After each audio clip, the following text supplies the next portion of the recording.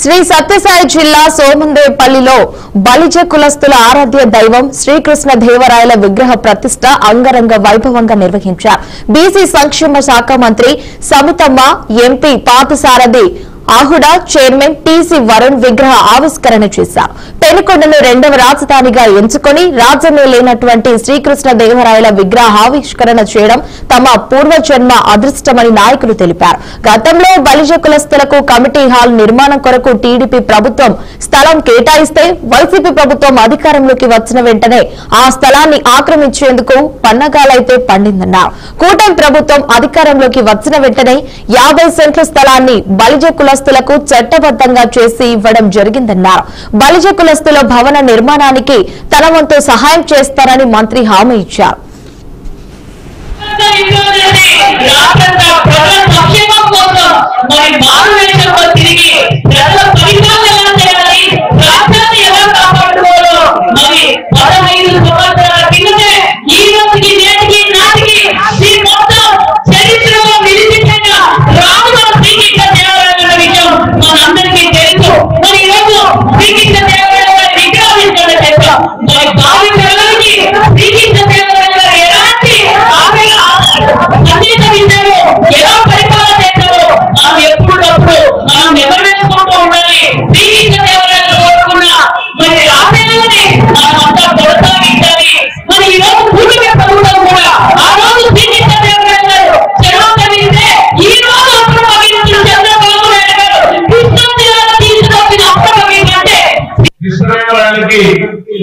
మనకి అన్నామ సంబంధం ఉంది.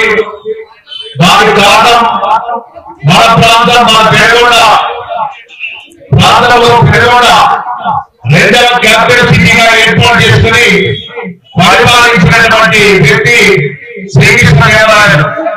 అదేవిధంగా శ్రీకృష్ణ దేవరాయల గురించి చెప్పాలంటే శ్రీకృష్ణ దేవరాయల కాలంలో ఆయన పరిపాలనలో ఆ రోజుల్లో గమనించాలంటే ఆయన దూరదృష్టి. ఇది ఈ ప్రాంతంలో నీరు చాలా కష్టమైనటువంటి విషయం.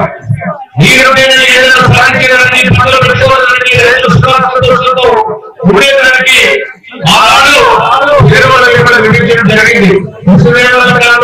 నిర్మించడం జరిగింది.